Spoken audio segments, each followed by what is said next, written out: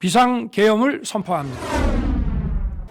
10차까지 이어진 윤 대통령 탄핵 심판 변론에서 가장 큰 쟁점은 비상계엄이 적법한 요건과 절차를 갖췄냐는 것이었습니다. 국무회의가 아니라면 뭐하러 그냥 11명 올 때까지 대통령께서 비상계엄 선포를 30분 가까이 미루면서 기다릴 필요가 없는 것 아니겠습니까? 통상의 국무회의와는 달랐고 또 형식적인 또 실체적인 흠결이 있었다고 생각합니다. 국회 소추단 측은 의료인 처단, 국회 활동 금지 등을 담은 포고령이 위법하다고 주장했고 윤 대통령 측은 김용현 전 국방장관이 작성했지만 비상계엄이 순조롭게 해제돼 위법성이 없다고 맞섰습니다. 전공이 네. 이걸 제가 왜 집어넣냐 웃으면서 이렇게 얘기를 하니 계고한다는 측면에서 그냥 뒀습니다 해서 저도 그렇습니다. 웃으면서 그냥 놔뒀는데 예. 그 상황은 기억하고 예, 계십니까? 기억합니다. 지금 말씀하시니까 기억납니다.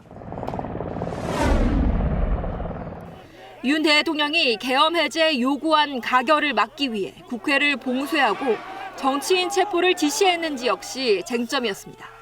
안에 들어가서 그 안에 인원들을 빨리 끌어내라 하는 부분들이 당연히 그게 국회의원이라고 생각을 하고 그렇게 이해했습니다. 의원이면 의원이지 인원이라는 말을 저는 써본 적이 없습니다. 꺼내내는 지시가 없었고 예. 제가 기억하기에는 예. 뭐 있었다 한들 안 됐을 겁니다. 정확하게 워딩이 본청 안으로 들어가라, 국회의원을 끌어내라 이렇게 했단 말입니까? 그렇습니다. 내부로 들어가서 의원들을 끌어내라. 중앙선거관리위원회에 군 병력을 투입한 데 대해서도 양측은 팽팽히 맞섰습니다. 제가 김용현 장관에게 얘기를 한 겁니다. 선관위의 전산 시스템이 어떤 것들이 있고 어떻게 이것이 가동되고 있는지를 스크린을 하라. 단순 점검의 목적이었다면 계엄을 선포하자마자 영장주의를 모두 무시하면서까지 선관위에 계엄군을 투입할 이유가 없습니다.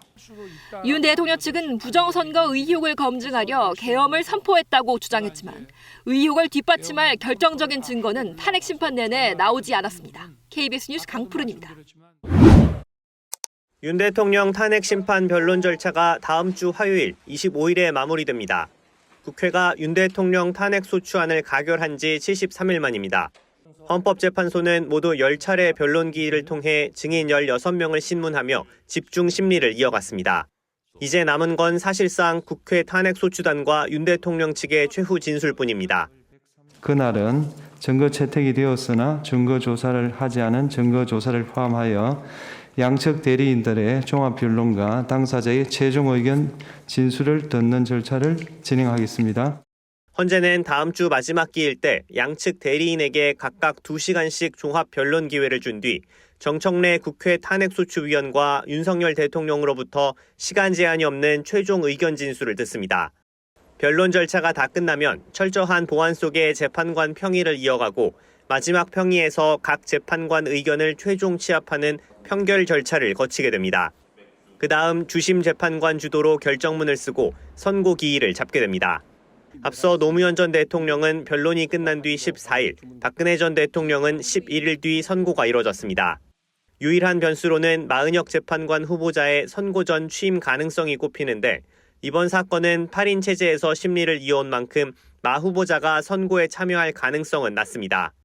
이에 따라 법조계에선 윤 대통령 탄핵 심판 선고는 다음 달 중순에 이뤄질 거라는 예상이 우세합니다.